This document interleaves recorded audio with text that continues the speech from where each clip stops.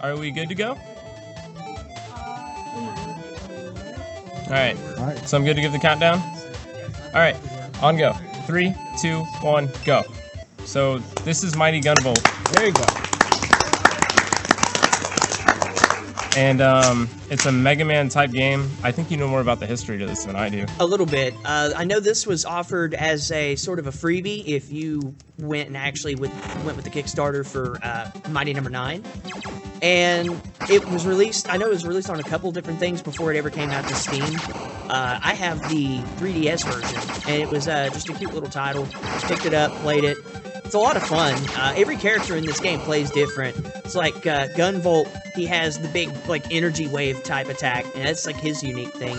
There is an Angel, I think she gets a double jump, and then Beck gets the slide, I believe, or some sort of dash. Yeah, Beck gets the dash. If I told you I've only played Gunvolt, would you believe me? No. Well, I've only played Gunvolt. Okay. Welcome to the video game. Nice. So this, I know that the Steam version was released a little bit later in this, like in the life cycle of this game. I don't know if, I think they offered it as a free download for select people, and then I think they put like a small price tag on it afterwards, I think. This looks epic. I'm gonna have to pick this up. Yeah, it's a really great game. I actually was just looking for, whoops, I was not supposed to do that. I was looking for a new speed game, and this just kind of popped on my radar. I am doing terrible. Yeah, the first stage actually has some really nasty traps in it, especially with the fire enemies. They have such good range, and they fire at such a rate that it's really hard to sneak in and hit them. So there is a high possibility that I might die on the first boss, because 1, I suck at this game, and 2, this boss sucks.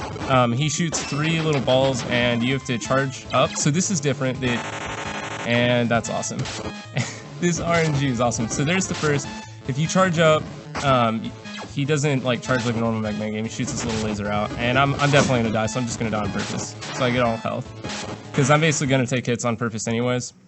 Yeah, the first boss is probably the most brutal boss in this game, just because he does a lot of damage. He is pretty random, like, there's a lot of luck involved in getting a really good run. And just, some of the attacks are pretty difficult to avoid, like the fireballs here. I mean, you've got time to respond, but if he's like in the middle of the screen, it's difficult to get away from him.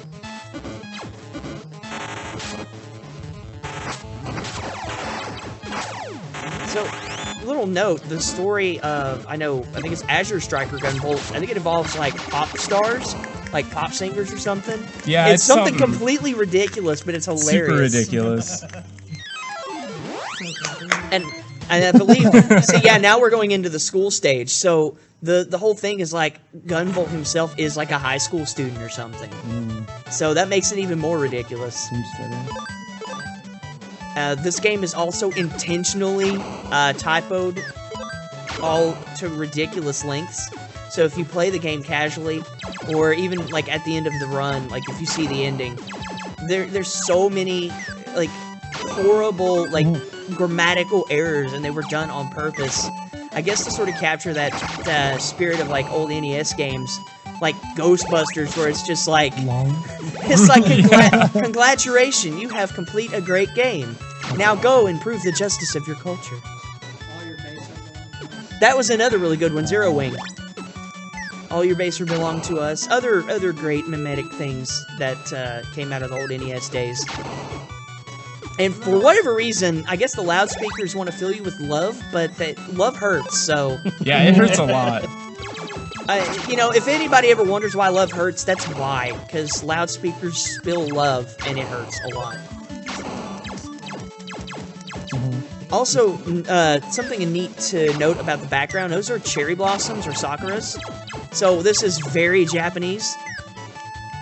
You can tell by the pink, the bright pink leaves. I just want to point out that my eyes are burning right now from that onion.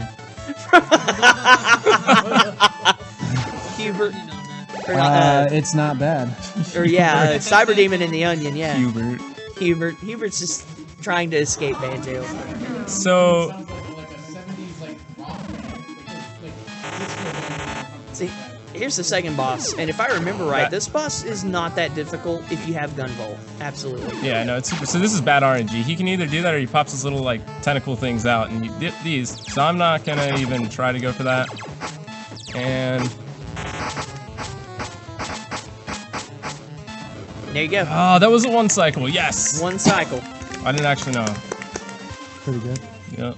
That's awesome, actually. This game actually looks I fantastic. can't remember who the girl is is so up fun. there. The arcade style marquee. I think Yeah. Mm-hmm. I think you're saving a awesome. girl in every stage, I think is what it is. I think it's coming back to the whole thing with Azure Striker Gunvolt. They're like either capturing pop stars or manipulating them or something, and they're using their voices or their energies or their influence to like take over the world or something. Azure Striker Gunvolt has an absolutely ridiculous story that is amazing, and you should check it out too if you like this game.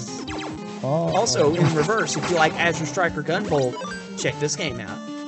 Yeah, I actually have been looking to play that for a long time. It's just, you know, money. There's also, if you are one of the rare people that enjoyed Mighty Number 9, it does have Beck as a playable character. So, that is something to think about. And he does play kind of like Beck in actual Mighty Number 9. Yeah, Beck plays just like basically Mega Man. Yep, I think he's the one with the slide feature. I can't remember what Ikoro has. I know I she don't- has. I thought hers was the double jump, but no, actually that is Gunvolt's. I think hers is levitating, and she has like an actual charge buster or something. By the way, for chat, I can't see chat at all, and yeah. Whoops. Uh-oh. I gotta let that. Yeah. The moss here, it's like overgrown, and you can use it to your advantage to get around the level, but if you stand on some of it too long, like that there, it'll just deteriorate underneath you, and it can drop you into like spike pits, and which I don't believe they're instant death in this game. Now, he No. just proved it, thank you. Yeah. No, they're not instant death, but they still do Doing a terrible. bit of damage, so it is a good idea to stay out of spikes. Yep. I mean, you're not trying to, you know, become like a rite of passage to an adult, so don't stand in the spikes. This boss is dumb, and I don't like him, and it's gonna be a really slow fight because I don't like him, and he is gonna appear everywhere I'm not looking. That's what I should say. This is what happens when you let nature grow too much. This is why people cut their lawns. So I read that if you stand really close to him, it automatically makes him jump. He does have like another attack you can do, but we don't need to worry about that. Whoops. Okay, he's dead. Nice. That's the third stage. Would it be faster to technically stand next to him and just have him jump back and forth rather than have him teleport everywhere? Yeah, well, that is definitely the faster. So this is the fourth level. This is the tower. I think this was the hardest stage in the game. Yeah, this is the hardest stage because that last block is just a boss. It's not actually Yeah, the mirror stage is basically just a giant boss. gosh. But the boss isn't easy. Like it's a moderately difficult boss. But this stage has I was about to explain that, a neat little mechanic where you have to jump into these platforms and they rocket you in the direction that they face. That's really cool. So you kind of just literally go with the flow here in this level. Now, after it shoots you, can you initiate a double jump after that? Or does it kill your double jump? I think think you it- did one earlier because yeah. it shot you up to the left and then you jumped to the ladder. Oh, okay. So So okay. Yeah, you something can. else I want to say is I don't actually play with the controller, which is what I'm playing with right now. I play with a fight stick, so this is kind of weird. I do play other games with controller though, so don't worry. I would actually like to see this done with a fight stick sometime. It's super fun. I prefer games like this with fight stick because there are only 2 buttons, and I play a lot of Street Fighter.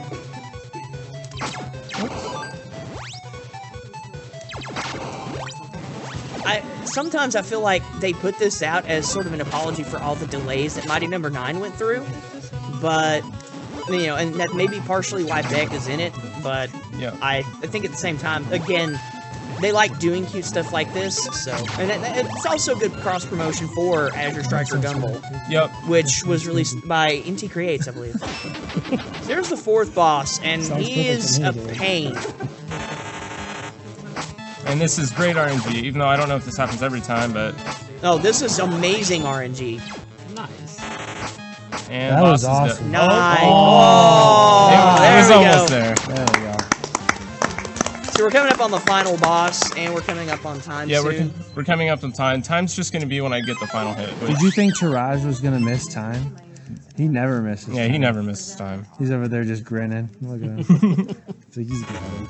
All right, so this boss is really dumb. Do you want to talk about it? So pretty much like this. Yeah. Oh, sorry, wrong boss. So yeah, this guy, or sorry, girl, comes in and like wrecks the final boss, and all of her techniques involve mirrors and crystals.